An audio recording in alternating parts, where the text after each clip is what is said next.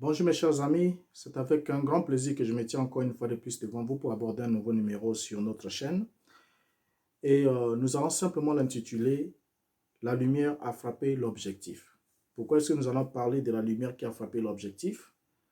C'est parce que, comme vous le savez avec moi, lorsque vous fréquentez le tabernacle du message du temps de la fin prêché par William Branham, vous allez effectivement vous rendre compte que ce tabernacle s'identifie par beaucoup de certains éléments. Et parmi les éléments qui identifient un tabernacle, il y a une photographie, et la photographie d'un homme avec une lumière au-dessus de sa tête.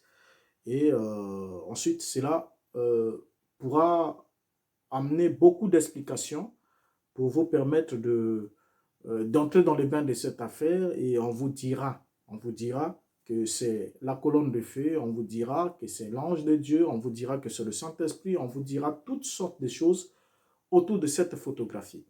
Alors, pour ce premier numéro, nous voulons aborder cette question dans la genèse qui a conduit à ce qu'il y ait cette photo et puis comprendre ensemble avec vous réellement qu'est-ce qu'elle renferme cette photographie. Est-ce un être surnaturel qui aurait été photographié ou qu'est-ce qu'il y avait réellement derrière cette photo?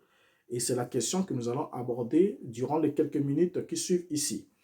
Alors, pour cette question, William Branham, nous devons le rappeler, était dans le ministère de guérison depuis environ 2 ans. Donc, c'est depuis 1948 qu'il était rentré dans le ministère de guérison. Après sa rencontre avec Avak Agopian, on aura abordé un numéro sur les rencontres aussi pour expliquer comment William Branham, qui n'avait pas le don de guérison, aurait maintenant le pouvoir de prier pour les malades par contact manuel. Et ce système, où est-ce qu'il l'avait eu et qui l'avait initié à ça, nous verrons cela dans les numéros qui suivront. Mais pour l'instant, nous voulons parler uniquement de la lumière qui a frappé l'objectif. Alors, William Branham étant dans le ministère de guérison depuis environ 2 ans, donc de 48 jusqu'à 1950, a été confronté par les refus catégoriques du docteur Baptiste appelé Best. Or, Best a remis en cause le ministère de guérison tel qu'il était pratiqué par William Branham. Il faut le rappeler un élément important. Il n'a pas remis en cause le fait que la guérison divine ne soit pas d'actualité. Ce n'est pas ce que Best avait combattu, mais Best s'était élevé contre le ministère de guérison tel que pratiqué par William Branham. Donc, il trouvait, et William Branham à cette époque, qu'est-ce qu'il pratiquait comme ministère de guérison? Il mettait sa main sur la main du malade et il y avait des gonflements, tout ça là, des réactions. On aura étudié ça dans la langue, dans un numéro spécial pour donner tous les détails de comment cela s'est passé. Et pour Best, il trouvait que ce n'était pas juste et ce n'avait rien à voir avec le véritable ministère de la Bible, ainsi de suite. Et il s'est élevé contre cela. Et nous sommes ici en 1950. Alors, c'est ce qui va alors déboucher sur un grand débat public entre le docteur Best et Bosworth dans le compte de l'équipe Branham. Donc, le docteur Best qui va s'élever contre l'équipe Branham, mais Branham ne pouvant pas lui-même débattre contre le docteur Best, va alors se faire représenter par le docteur, plutôt par son frère Bosworth. Et les 3 photos sont là, voilà. Là, vous voyez, il y a Bosworth qui est là et il y a Best qui est là. Bosworth à gauche, Best à droite et William Branham est là au milieu. Les 3 sont là. Alors, qu'est-ce qu'on constate? Le docteur Best va alors, à la suite, à l'occasion de ce débat, il va engager 2 photographes. Et les 2 photographes, c'est Ted Kipperman et puis James Ayer. Et lorsqu'il va les engager, ils étaient les photographes du studio Douglas, studio photo Douglas. Le débat va avoir lieu dans le Coliseum Stadium en date du 24 janvier 1950. Donc 2 ans après le début du ministère de guérison prêché par William Branham et selon la pratique qu'il avait à cette époque-là. Alors William Branham, après que le débat eut lieu, c'est-à-dire il y a eu le débat était houleux entre Best et Bosworth, et après quelques temps, à la fin du débat, William Branham va alors intervenir à la fin du débat. Et lorsqu'il monte sur l'estrade pour intervenir, il nous est rapporté qu'une photographie va lui être faite. on va lui faire une photo de profil. Et lorsqu'on lui fait la photo de profil, c'est alors là que commence l'histoire de notre photo. Donc l'histoire de notre photo commence sur ce point-là. Lorsque la photographie lui est faite de profil, alors de là va commencer l'histoire de notre photo, la photo dite de la colonne de feu ou de la lumière au-dessus de la tête de William Branham, voilà, tel que vous la voyez là. Et voilà, là c'est William Branham qui est pris de profil. Et vous voyez, la lumière semble être au-dessus de sa tête. Et quand vous regardez un peu plus derrière lui, vous trouvez les autres personnes qui étaient debout sur l'estrade. Donc, il y a pratiquement 2 personnes qui sont là. Il y a une tête là, comme vous voyez, un peu au fond. Il y a une personne, il y a aussi une deuxième personne qui est là, et ainsi que une partie de l'auditoire, bien que cela ne soit pas très visible, mais cela peut être perçu. Donc, voilà, la photographie est là. Alors, maintenant, après que cette photographie a été faite, les éléments que nous avons ensemble avec vous, c'est d'interroger d'abord William Branham pour qu'il nous dise ce qu'il en est de cette photo. L'une des toutes premières déclarations que William Branham va faire au sujet de cette photographie, nous la lisons dans Dieu dans son peuple, prêché le 27 février 1950. Vous voyez, le 27 février 1950, nous ne sommes pas loin de l'événement qui a conduit à la photographie de cette image. Le paragraphe 20, il dit ce qui suit. Combien dans la réunion se rappellent que j'avais dit que cela arriverait? Voyez, c'est juste. Bien, maintenant cela est arrivé. C'est presque la 5e réunion depuis que c'est arrivé. Cela est venu tout d'un coup. Et alors, à la 3e réunion où cela s'était manifesté, le glorieux ange de Dieu, qui a été vu par des milliers venus sur l'estrade, m'a permis l'autre soir de me tenir à ses côtés et de me faire photographier avec lui. C'était la première fois dans toute l'histoire de l'humanité qu'une chose pareille soit jamais arrivée. Je suis très heureux ce soir de savoir qu'il a fait cela et je vais travailler pour lui et faire tout ce que je peux juste pendant que je suis ici pour le servir et pour servir son peuple. Fin de citation. On vient ici de lire William Branham qui nous affirme que la lumière qui a été photographiée au-dessus de sa tête ou ensemble avec lui, il affirme que cette lumière sur la photo est le glorieux ange de Dieu. Ce sont ses mots à lui, ce ne sont pas les miens. Le glorieux ange de Dieu qui s'est laissé photographier avec lui. Alors, il ajoute encore dans le même sermon toujours, au paragraphe 21, il dit « Maintenant, c'est scientifiquement prouvé que Dieu est avec nous. Sa photo est ici pour le prouver. Combien ont vu la photo? Je pense qu'on l'a montrée ici ce soir. Vous pouvez en obtenir une. Je pense qu'il y en a ici. Maintenant, on avait l'habitude de dire Dieu ne peut pas être prouvé scientifiquement. Le pauvre sceptique qui a dit cela ne peut plus s'en sortir maintenant parce qu'il est prouvé scientifiquement qu'il existe un être surnaturel. Et cet être surnaturel, c'est Jésus-Christ, le Fils de Dieu, son esprit. Bien. On est dans la même déclaration. William Branham commence. Il nous parle du glorieux ange de Dieu qui se serait fait photographier avec lui.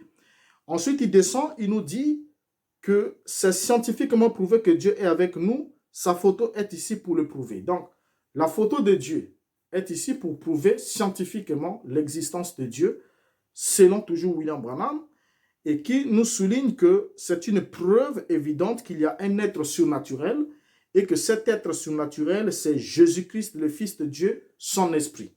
Donc, rien que là, nous avons ici la présentation qu'il nous donne au sujet de cette photographie dès l'aube de sa prise. Donc, ça sont ses premières déclarations, les toutes premières déclarations, tout fraîchement, au sujet de cette photographie.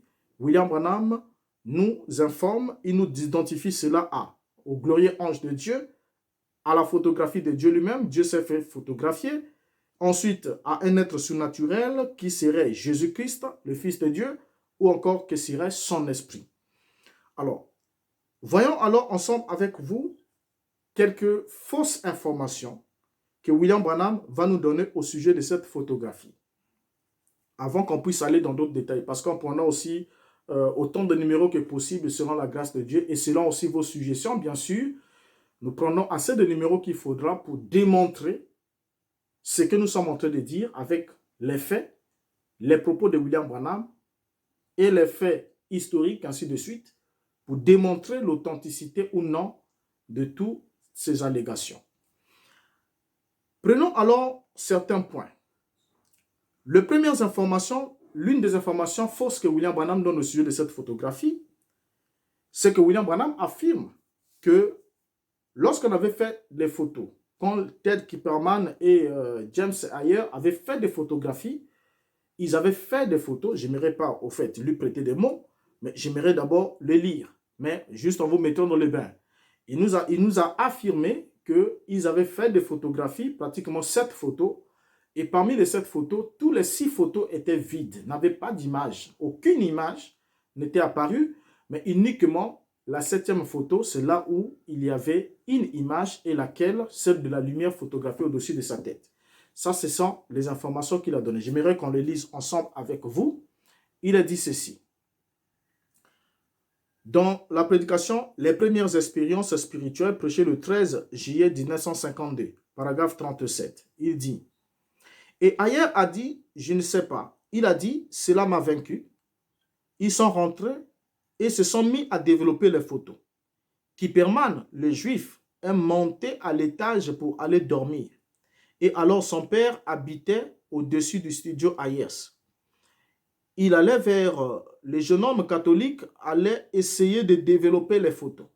Et quand il les a eues, il les a fait passer par tous les processus. Il les a développées tout en fumant une cigarette. Il a tiré l'une d'elles. C'était vide. Celle qu'il allait tirer de M. Bosworth quand il l'écorchait, c'était vide. La première, vide. La suivante, vide. Et toutes les 6 étaient vides. Aucune d'elles ne se faisait voir. Dieu lui a fait savoir qui était le patron. Enfin, il a tiré la suivante et à sa grande surprise, l'ange du Seigneur était là dans un feu flambant au-dessus de là où j'étais. Il s'est saisi le cœur, il a encore regardé, il a laissé tomber le négatif, il a crié à Ted, il a couru. Regardez là, cela a frappé l'objectif. C'est la vérité, Ted. Fin de citation. J'aimerais qu'on lise, au fait qu'on retienne le scénario tel que William Branham est en train de nous le démontrer. Il nous a montré, comme on vient de le lire, que les autres photos étaient complètement vides. Tout était vide, même là où Best était en train d'écorcher Bosworth. Dieu a montré que c'est lui qui était le patron. Il n'a pas permis qu'aucune de ces photographies puisse avoir d'image, sauf la 7e. Et l'attitude aussi de Ted, au fait, du photographe qui a lavé la photo, on doit retenir cela parce que William Branham va encore nous dire autre chose. Il a bien dit, il dit qu'à sa grande surprise, l'ange du Seigneur était là dans un feu flambant au-dessus de là où j'étais. Il s'est assis, il s'est saisi le cœur. Il a encore regardé, il a laissé tomber le négatif et il a crié à tête. Il a couru, regardez là, cela a frappé l'objectif. C'est la vérité, tête. Fin de citation. Bien, lisons-les encore dans le témoignage. Prêché le 29 novembre 1953. William Branham ajoute. Paragraphe 34. Ainsi donc, lorsqu'il a retiré la première photo de M. Best et M. Bosworth, c'était négatif. Dieu ne permettrait pas qu'elle soit prise contre ce saint vieil homme. Il a tiré la suivante, négative. Il a retiré toutes les 6 et elles étaient toutes vierges. Et lorsqu'il a retiré l'autre, l'ange de Dieu était là sur la photo. Il a fait une crise cardiaque. Fin de citation. Mais regardez déjà les 2 citations, rien que les 2 déclarations. Vous savez, quand une information est vraie, les détails qui suivent l'information doivent être les mêmes. Dans la première citation que nous venons de lire, l'attitude ou la réaction du photographe était laquelle? Il a dit, il s'est saisi le cœur, il a encore regardé, il a laissé tomber les négatifs et il a crié à Ted. Il a couru. Regarde là, cela a frappé l'objectif. C'est la vérité, Ted. Voilà. Mais ici, dans la citation qu'il vient de dire ici, William Branham change l'attitude du photographe. Il nous dit, il a retiré la suivante, et c'était négatif, il a retiré toutes les 6 et elles étaient toutes vierges. Et lorsqu'il a retiré l'autre, l'ange de Dieu était là sur la photo, il a fait une crise cardiaque. Donc, dans la première citation, le type a crié, il a regardé, il a déposé les négatifs, il a même crié, il est monté vers l'étage pour appeler Ted, pour lui dire, viens, la lumière a frappé l'objectif, Ted, c'est la vérité, ainsi de suite. Mais ici, dans la citation qu'on vient de lire, dès qu'il a vu, il a fait une crise cardiaque. Ok. Continuons à lire William Branham. Vous savez le principe de l'authenticité d'une information. Lorsque des informations sont contradictoires, soit l'une est vraie, l'autre est fausse, soit toutes les deux sont fausses. Des informations contradictoires ne peuvent pas être toutes les deux vraies. On doit partir sur cette base, allons ensemble avec lui. Nous sommes en train juste de poser les bases sur cette photographie. Dans la prédication, c'est moi, n'ayez pas peur. Prêché le 20 juillet 1954. Paragraphe 3. William Branham ajoute. Et je l'ai vu le soir du débat, où cet ange du Seigneur était descendu et s'était fait prendre la photo que vous voyez ici maintenant. La photo qu'on avait prise de la réunion. Ses frères Bosworth qui se tenaient là ce soir-là, et ce jeune homme qui était fraîchement sorti du séminaire a pointé son doigt sur le visage de ces saints, de ces vieux saints, et a demandé qu'on le photographie dans cette position. Et il brandissait son poing à la figure de ce vieux saint homme, disant, maintenant photographiez-moi, et maintenant photographiez-moi, comme cela. En effet, il voulait avoir 6 photos qu'il pouvait publier dans son journal dans de telles positions. Et le Dieu Tout-Puissant n'a pas permis qu'une seule d'entre elles soit développée. Toutes étaient totalement blanches, c'est juste. Et ensuite, il est vite monté et il a pris la photo alors que je me tenais là. Et l'ange du Seigneur est arrivé. Et l'ange du Seigneur était visible à sa place. Ainsi, vous voyez ce que le Seigneur peut faire. Fin de citation. Mais, chose curieuse, l'histoire rattrape, les faits historiques rattrapent William Branham dans son mensonge. Voilà. Regardez la photo qui est là. Qu'est-ce que vous voyez? Selon William Branham, aucune photographie n'avait apparu. Là où Best était en train de pointer son doigt sur Bosworth, ça n'a pas apparu. Et il précise que le Dieu Tout-Puissant n'a pas permis qu'une seule d'entre elles soit développée. Mais ce qui était, premièrement, un faux, c'est-à-dire un mensonge de la part de William Branham. Pourquoi? Parce que là, voilà la coupure du journal. Qu'est-ce que nous voyons là? Nous voyons Best debout.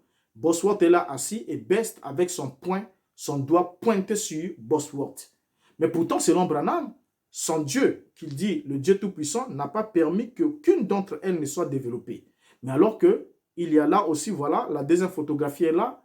Là, c'est pendant que cela avait voulu tourner en bagarre et tout ça, là, le conflit entre les deux équipes. Voilà qu'on est en train de faire descendre Best et autres.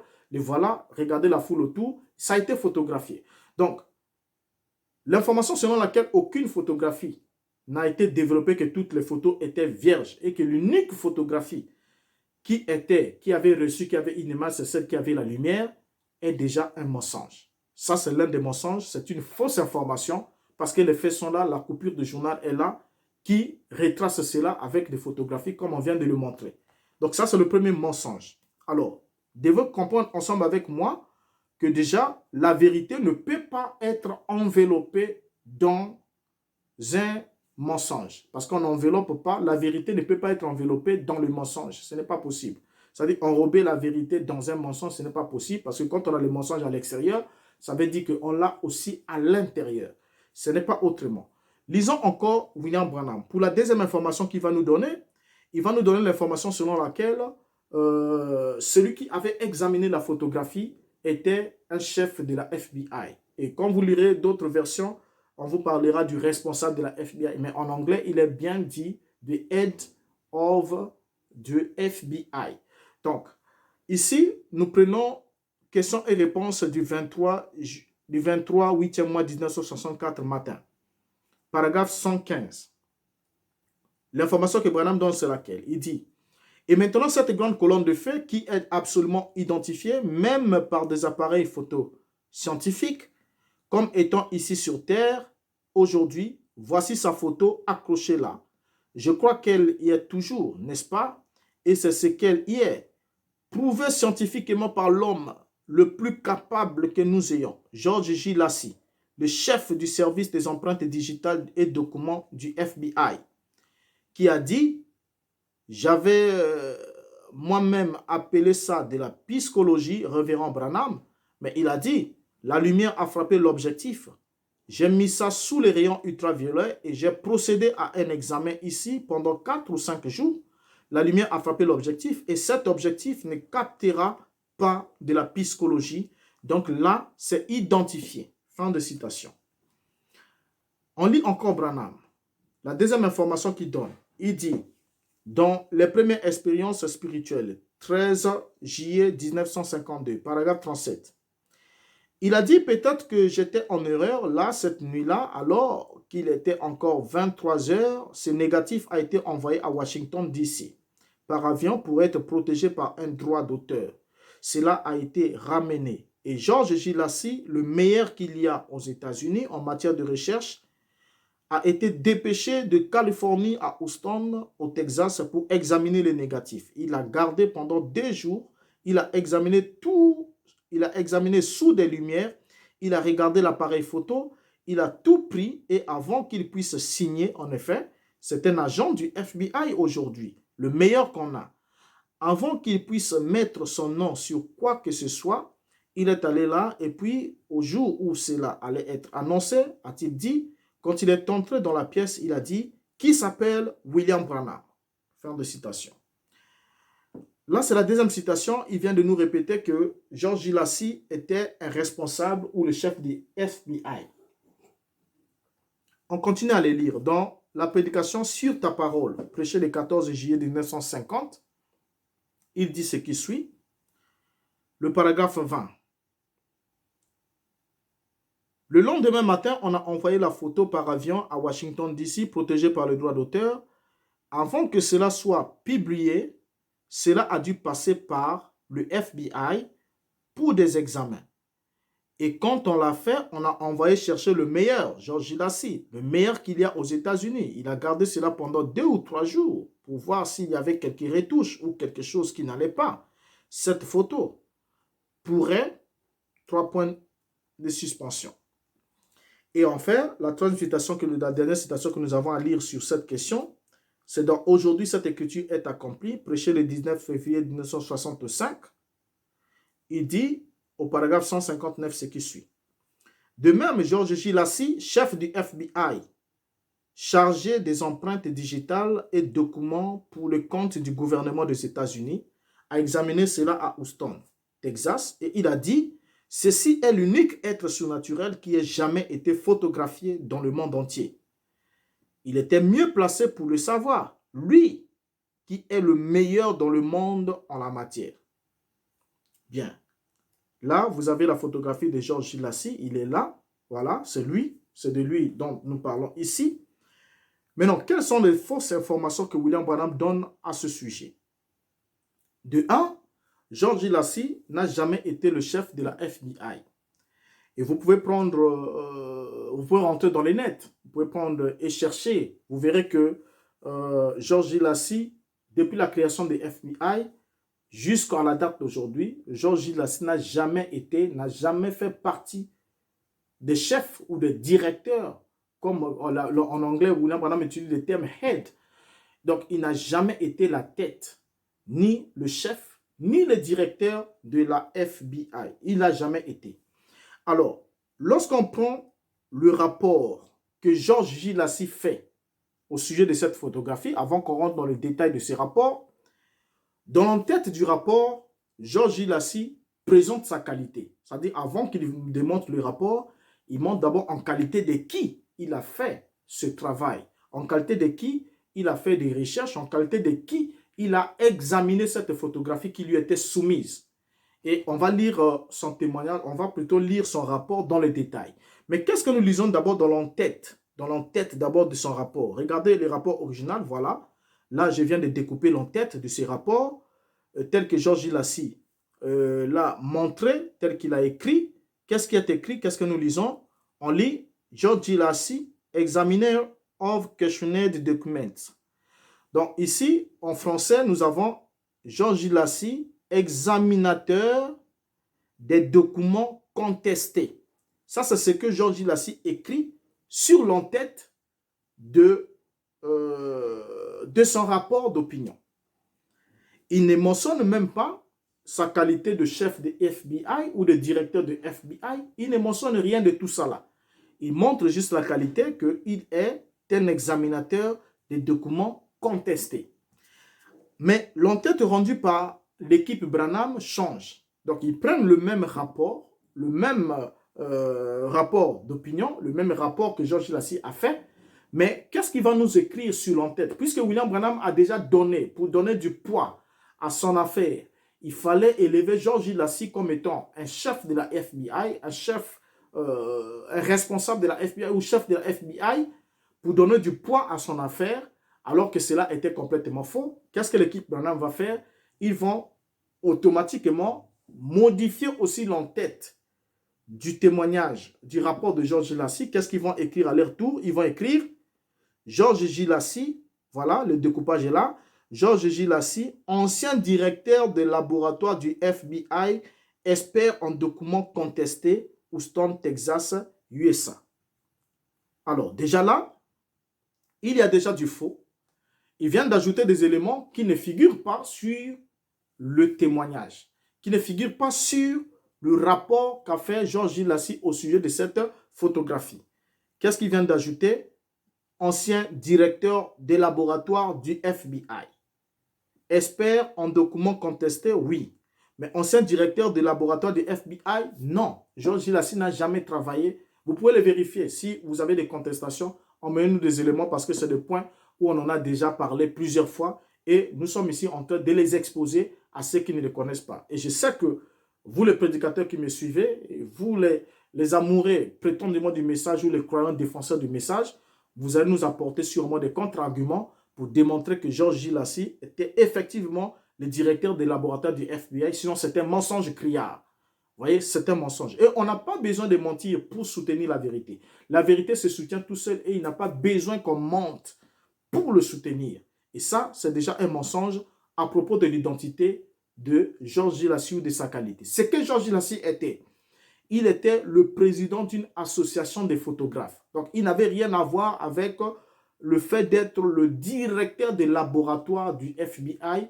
Ça n'existe pas. Vous pouvez prendre tous les textes et vous n'allez pas prouver le contraire. Alors, ça, ce sont d'abord des éléments évidents.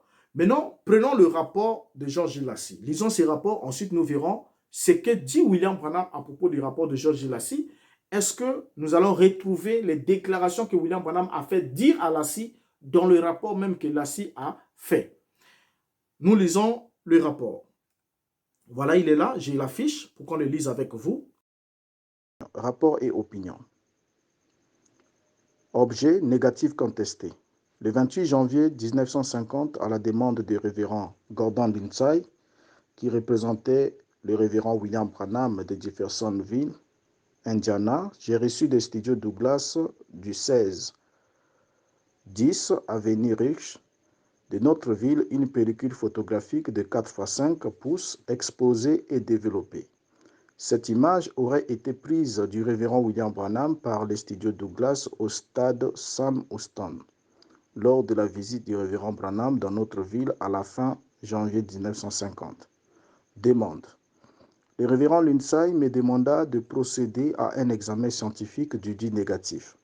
Il me demanda de déterminer dans la mesure du possible si oui ou non, selon mon avis, il y aurait eu, après le développement de la pellicule, retouche ou falsification du négatif, ce qui aurait eu pour résultat de faire apparaître un ray de lumière, une auréole au-dessus de la tête du révérend Branham.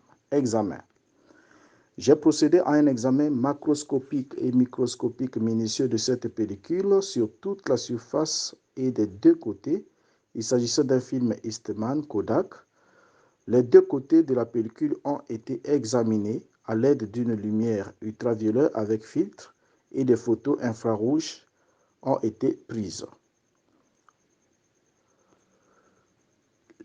Rapport et opinion. L'examen microscopique n'a révélé aucune retouche de la pellicule à aucun endroit, que ce soit par aucun des procédés utilisés dans les retouches commerciales. De même, l'examen microscopique n'a révélé aucune altération de l'émulsion ni dans les raies de lumière en question, ni autour de celui-ci. L'examen à l'aide de la lumière ultraviolet n'a révélé aucune matière étrangère, ni aucune trace de réaction chimique sur aucune des deux côtés du négatif, lesquels auraient pu provoquer ces raies de lumière après développement du cliché. De même, la photo infrarouge n'a laissé voir le moindre indice qui porterait à croire que la pellicule aurait été retouchée. De même, l'examen n'a révélé aucun indice pour porter à croire que le négatif en question serait un négatif combiné ou un négatif de double exposition. Rien n'a été trouvé pour porter à croire que le ray de lumière en question aurait été produit au cours du procédé de développement. De même, rien n'a été trouvé pour porter à croire que la pellicule n'ait pas été développée selon la procédure classique et habituelle. Rien d'anormal n'a été trouvé au niveau de la densité comparable des hautes lumières. Opinion.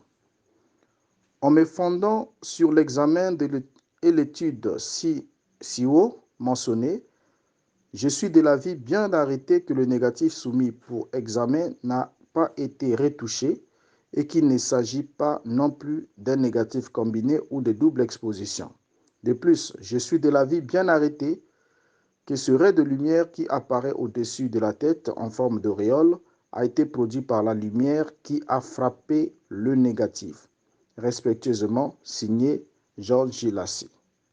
Bien, nous venons ici de lire le rapport de Georges Gilassi, comment il a expliqué. On vient de le lire ensemble avec vous, comment il a rendu les rapports après avoir effectué le travail de l'examen sur cette photographie, parce qu'il était le président des associations des photographes.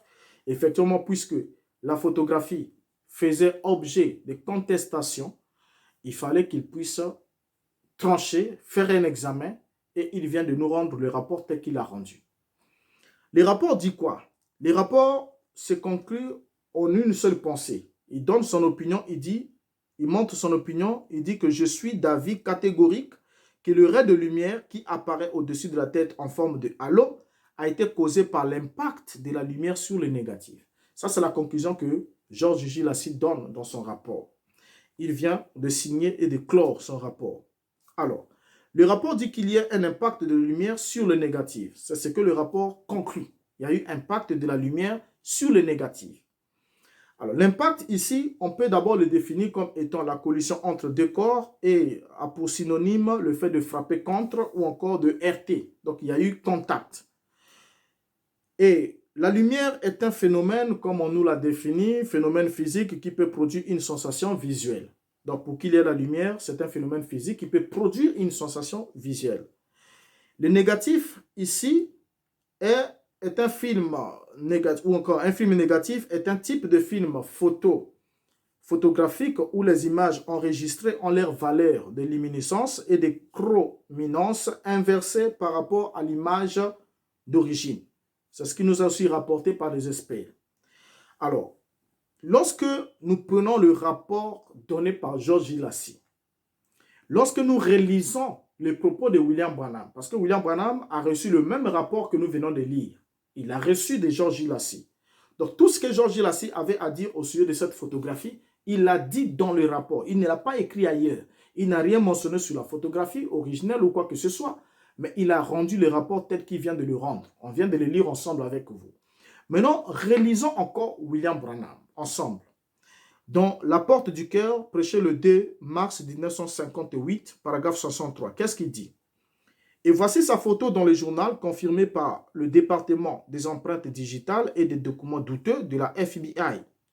Georges Lassie a dit « La lumière a frappé les lentilles. Monsieur Branham, l'œil mécanique de cet appareil ne prendra pas de la psychologie. » Là donc, c'est absolument prouvé par la science que ça ne pouvait pas être de la psychologie.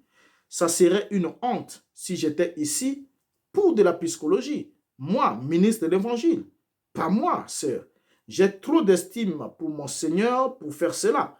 Je suis ici pour vous aider, pour faire tout ce que je peux afin de susciter votre foi en Christ. Fin de citation. Rappelons ensemble avec vous, après lecture de cette citation, qu'au sens large, la psychologie est l'étude scientifique des phénomènes de l'esprit. Ça, c'est au sens large. La psychologie est l'étude scientifique des phénomènes de l'esprit. Et ici, la déclaration que William Branham affirme ici dit « L'œil mécanique de cet appareil ne prendra pas de la psychologie. » Ne prendra pas de la psychologie, c'est ce qui a été déclaré prétendument par Georges Lassie à propos au sujet de la photographie à William Branham. Alors, le rapport de Georges Lassie dit bien que l'œil mécanique de cet appareil photo ne pouvait donc pas prendre un être surnaturel. Parce que ici, lorsqu'on parle de la psychologie est l'étude scientifique des phénomènes de l'esprit au sens large. Donc, si Georges Lassie dit que l'œil mécanique de cet appareil photo ne peut pas prendre de la psychologie, il veut simplement dire que l'œil mécanique de cet appareil photo ne peut pas prendre quelque chose de surnaturel ou quelque chose qui n'est pas aussi mécanique, qui ne peut pas produire un impact physique. Vous voyez? Alors, donc ici, rien que ce point, c'est l'un des points déjà qui a été très mal compris par William Branham. Quand Georges Lassie dit que l'œil de l'appareil photographique mécanique ne peut pas capter la psychologie. Il a précisé. Et quand on parle de la psychologie, on est dans l'étude scientifique des phénomènes de l'esprit. Et quand on parle de l'esprit, vous le savez avec moi, un esprit n'a ni chair ni os. L'esprit est dans l'opposé de la matière, en d'autres termes. Alors, voilà ce qui a été dit à William Branham lorsque Georges Lassie lui dit que l'œil mécanique ne peut pas capter, l'œil mécanique de cet appareil photo ne peut pas capter la psychologie. William Branham l'a mal compris.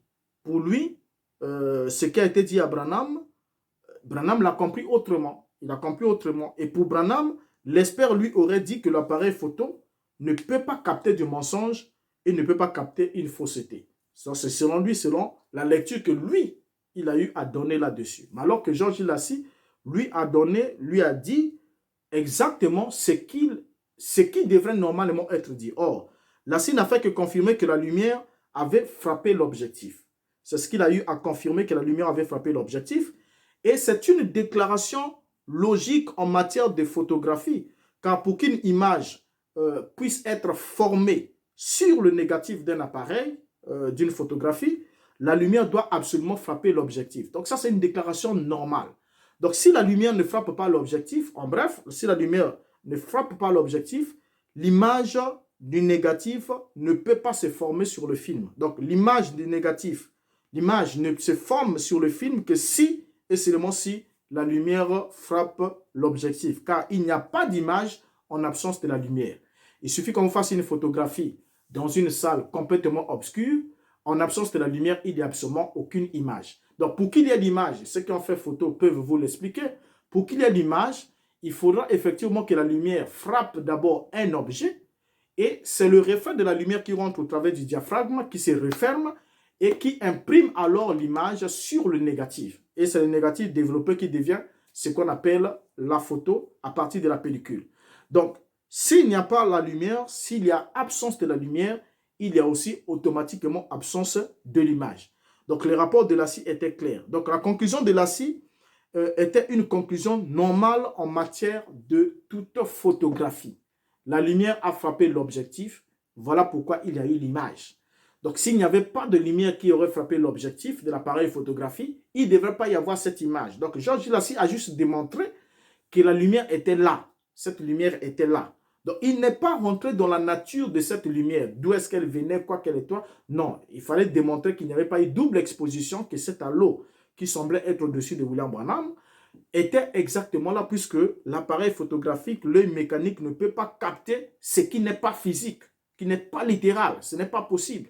Parce que c'est un œil mécanique, pour qu'il capte une image, pour qu'il ait l'image, il faut que réellement la lumière puisse frapper l'objectif. C'est le rapport qu'il a eu à faire, qui était un rapport normal en matière de photographie.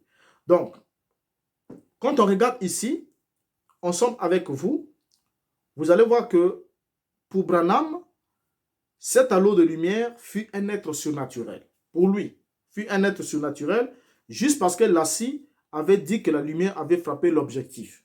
Et quand Lassie lui dit que la lumière a frappé l'objectif, William Branham se dit, voilà, donc c'est un être surnaturel. Or, ce que disait Lassie et ce que disait William Branham, ce n'était pas la même chose. Donc Lassie est sur le cadre scientifique pour démontrer qu'il y a eu photographie, c'est que la lumière a frappé l'objectif, sinon la lumière ne serait pas là sur le négatif. Donc si la lumière est sur le négatif, c'est parce que la lumière a frappé l'objectif de l'appareil photo et il a été pris. Donc la lumière était là présente lorsque on t'a photographié à cet endroit. Alors, donc ici pour William Branham, pour lui, non, la lumière fut un être surnaturel juste parce que Lassie avait dit que la lumière avait frappé l'objectif. Alors qu'en toute vérité, le scénario qui conduit à la formation de cette photographie est tout à fait un scénario naturel. C'est un scénario tout à fait naturel. Ce que Georges Lassie a expliqué, c'est un scénario tout à fait naturel pour tout celui qui a fait photographie. Il sait que c'est un scénario tout à fait naturel. Quand vous lisez les rapports de Georges Lassie, vous ne verrez rien d'anormal dans cela. Donc c'est comme si c'est quelque chose qui ne se fait pas et qui vient de se faire pour une première fois.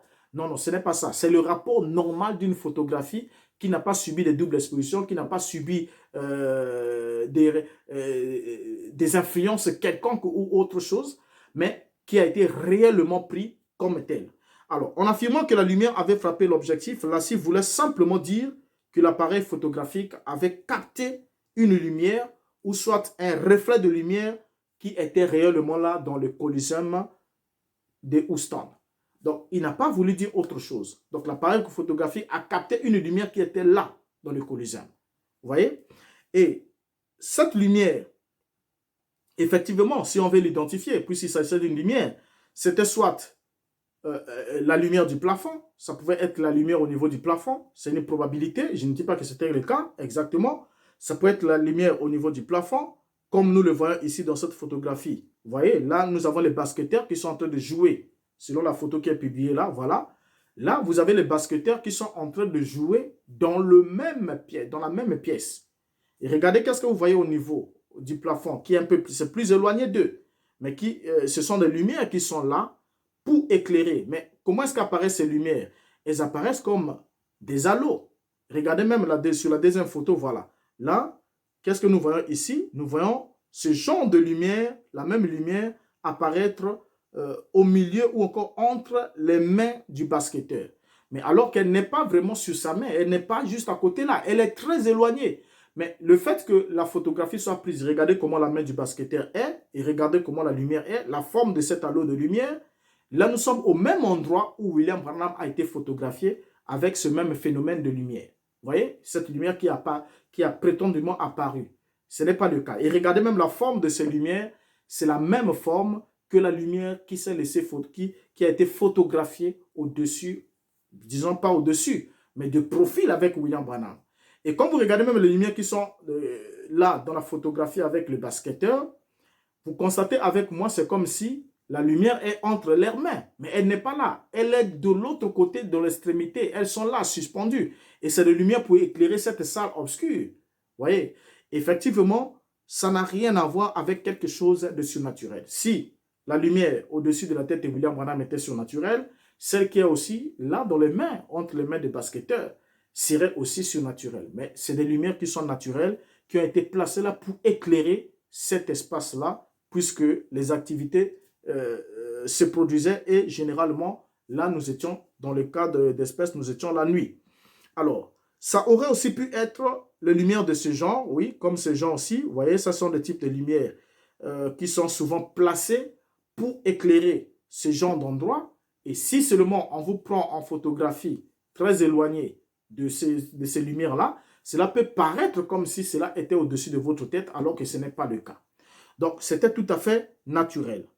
Alors, c'est pour cette raison que lorsque nous regardons toute cette lumière-là, nous sommes juste sur la présentation de cette photo pour l'instant, avant de regarder tous les autres dogmes que William Branham a su emmener derrière cette lumière. Alors, c'est pour cette raison que lors du débat en 2017, j'ai eu à marcher sur cette photographie lors d'un face-à-face avec un prédicateur de message de William Branham. Pourquoi est-ce que j'avais marché sur cette photographie? C'est parce que les déclarations qu'il avait faites, c'était des déclarations fausses et mensongères. Lui et moi, nous savions les circonstances qui ont emmené la photographie, qui a fait qu'on photographie, qu'on fasse cette photo. Et lui et moi, nous savions que les informations que Branham a données autour de cette photo sont fausses. On va les confronter ensemble avec vous. Parce que là, nous sommes en début. Nous allons les confronter ensemble et vous verrez vous-même avec moi que les informations étaient complètement fausses et contraires à la parole, contraires même aux faits, ainsi de suite. Donc lui et moi, nous le savions tous. Et lorsqu'il a dit que c'était un être surnaturel, que Georges Lassie avait déclaré que c'est un être surnaturel, alors que lui et moi aussi, nous savons que c'est faux. Nous venons de lire les rapports de Georges Lassie. Nulle part, Georges Lassie a rendu le rapport en disant que c'est le seul être surnaturel qui n'ait jamais été photographié. Il ne l'a pas écrit. Et pour Georges Lassie, c'est limité sur le fait que si la lumière a été photographiée, c'est que la lumière a frappé l'objectif, sinon la lumière ne se retrouverait pas sur le négatif. Donc pour qu'il se forme sur le négatif, il fallait que la lumière soit là, présente, et c'est un rapport qu'on rend pour toutes les photographies naturelles.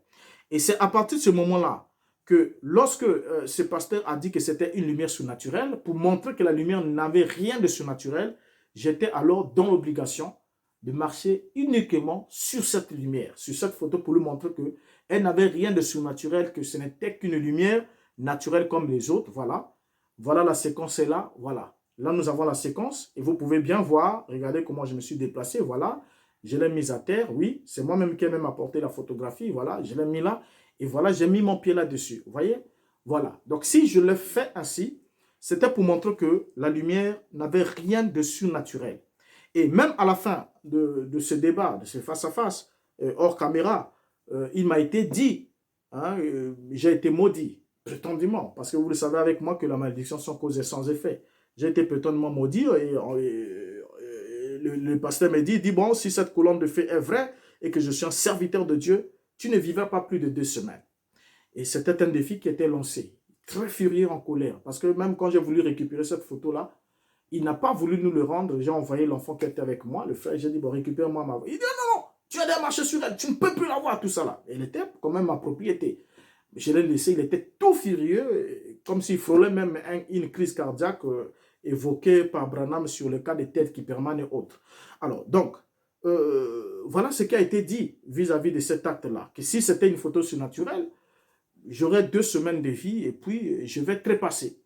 Et suite à cela, d'autres se sont attendus à ce que je sois frappé soit de paralysie, que j'ai des problèmes quelconques. Et voilà, beaucoup de choses ont commencé à spéculer. Et certains sont même allés jusqu'à spéculer en disant que voilà, quand il a marché sur la photo, il est rentré chez lui, sa maison avait pris feu. Donc pendant que nous parlons ici, sa maison a brûlé. Je recevais des coups de fil de certains qui m'aimaient pour dire, voilà, tu as vu, tu as subi ce que tu as subi. Parce que tu as marché sur la photo, tu as vu, ta maison a brûlé. Ça, c'est encore rien. Pour d'autres encore, bon, voilà, après cet acte-là, je serais devenu fou et que je serais en train de marcher dans les rues de Brazzaville, en train de ramasser des feuilles dans les poubelles, ainsi de suite, parce que j'aurais marché sur, prétendument, la colonne de feu, que eux, ils croient, Dieu comme fer, que c'était une photographie du surnaturel. En bref, il n'y avait rien de surnaturel dans cette photographie. Il n'y avait absolument rien de surnaturel dans cette photographie. Et pourquoi? Certains pourront me dire, mais écoutez, pasteur, nous avons des expériences. Nous avons des expériences. Nous allons arriver sur ça. Nous arriverons sur le point où on a raconté, voilà, j'étais là, j'ai vu la lumière là, sortir détachée de la photo, venir faire ceci, il y a eu des résultats, il y a eu ceci, là. Nous parlerons de tous ces éléments-là. Ne vous en faites pas. Nous prenons le temps de parler de ces points-là en détail. Mais ce que nous retenons pour l'instant, nous sommes là à la base de cette photographie. Georges Lassie n'a jamais été le directeur de la FBI. Georges Lassie n'a jamais affirmé dans son rapport que c'était le seul être surnaturel qui n'a jamais été photographié. Il ne l'a jamais dit. Et son rapport, c'est un rapport normal qui atteste que la lumière était réellement présente avant qu'elle ne soit brûlée. Donc, il n'y avait rien de surnaturel dans cette photographie. Absolument rien. Absolument rien. Et comme encore une autre preuve, sans que cela puisse, au fait, je ne vais pas abuser de votre patience, comme une autre preuve, la même photographie est là, pour montrer qu'il n'y a rien de surnaturel en elle, parce que ce que nous faisons ici, nous l'avons lu dans le livre des Actes, vous voyez, il n'y a absolument rien, et elle est complètement naturelle, comme vous pouvez la voir, le voir, voilà, elle est là, et c'est parti. Donc ça, c'est encore une autre évidence, comme quoi elle avait tout, sauf le surnaturel, comme on l'évoque, absolument rien. Alors, et par ailleurs, aucun verset biblique ne fait mention d'une colonne de feu descendant sur la tête d'un homme dans le temps de la Bible. Qu'une colonne de feu descend sur la tête d'un homme, ça n'existe pas dans la Bible. La colonne de feu biblique était le guide et l'éclaireur du peuple d'Israël pendant le temps de l'Exode. Et une fois qu'Israël est rentré dans la terre de Canaan, on n'a plus jamais vu la colonne de feu. Le terme colonne de feu, on ne l'a plus jamais vu. En plus de cela, quand on lit dans Exode chapitre 13, le verset 21, la Bible est claire en disant « L'Éternel allait devant eux le jour dans une colonne de nuée pour les guider dans leur chemin et la nuit dans une colonne de feu pour les éclairer afin qu'ils marchassent jour et nuit. » Le verset 22. La colonne de feu, excusez-moi, la colonne de feu ne se retirait point de devant le peuple pendant le jour, ni la colonne de feu, la colonne de nuée ne se retirait point de devant le peuple pendant le jour, ni la colonne de feu pendant la nuit. Alors, quand on regarde ici, on se rend effectivement compte que la colonne de feu, la colonne de nuée marchait au devant du peuple. L'objectif, c'était pour les guider et pour les éclairer afin qu'ils marchassent jour et nuit. Là, nous sommes dans l'Exode. Et lors de la confrontation entre Israël et l'armée de Pharaon, la Bible va nous donner un détail important. Pour ceux qui disent que, écoutez, cette photo, c'était la photo de l'ange, la colonne de feu, c'était l'ange, ainsi de suite. Lisons Exode chapitre 14, le verset 19, qui dit quoi? L'ange de Dieu qui allait au devant du camp d'Israël partit et alla derrière eux. Et la colonne de nuée qui les précédait partit et s'éteint derrière eux.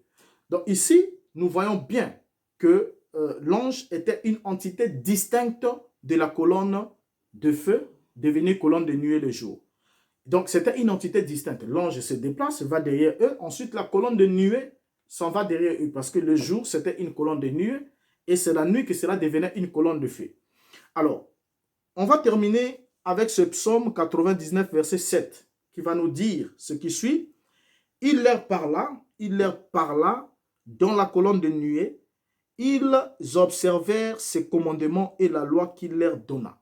Donc, lorsque Dieu parla à Israël, il ne leur a pas parlé au travers de la colonne de feu, parce que c'est la nuit. La colonne de feu, c'est la nuit. Mais c'est au travers de la colonne de nuée. C'est ce que la Bible dit. Donc, la loi, la Torah, la parole de Dieu, quand Dieu a parlé à Israël, la Bible dit, il leur parla dans la colonne de nuée. Et c'est en plein jour. Donc, il ne parle pas dans l'obscurité, dans les ténèbres, en cachette, mais il leur parle en plein jour. Et c'est au travers de la colonne de nuée qu'il leur parla, qu'il leur donna ses commandements afin qu'ils les observent. Donc, ça n'a rien à voir avec ce qu'on aurait aujourd'hui, puisqu'on va revenir ici avec William Branham sur d'autres numéros pour parler de cette photographie-là dans les détails. Et vous démontrer ensemble avec moi, avec les Écritures, que la colonne de feu, une fois qu'Israël est rentré dans la terre promise, cherchez dans votre Bible, vous ne trouverez plus jamais la colonne de feu dans la Bible. Et même quand la Bible parle d'Élie, Élie qui fait descendre le feu du ciel, la Bible n'a pas dit qu'il a fait descendre la colonne de feu. Quand on parle de la colonne, c'est d'abord un feu sous une forme cylindrique. Voyez? Et l'objectif, c'était clair, pour guider et pour éclairer Israël. Mais quand Élie fait descendre, Élie avait un ministère, vous le savez avec moi. Mais le feu d'Élie ne descendait pas sur Élie, mais le feu descendait sur ses adversaires. Il a brûlé ses ennemis qui venaient pour l'arrêter, il les a brûlés. Et en deuxième lieu, le feu est descendu pour brûler le sacrifice, pour brûler l'holocauste. C'est le feu, pas la colonne de feu, mais le feu. Parce que la colonne de feu, elle c'était un guide, un éclaireur.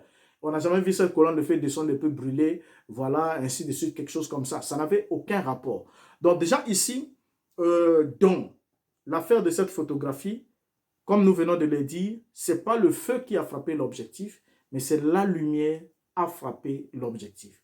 Et quand le rapport dit la lumière, restez dans la lumière. c'est la lumière qui a frappé l'objectif. Et si la lumière a frappé l'objectif, parce que la lumière était là et elle a été photographiée de profil, dans le même angle de profil avec William Branham qui était là debout.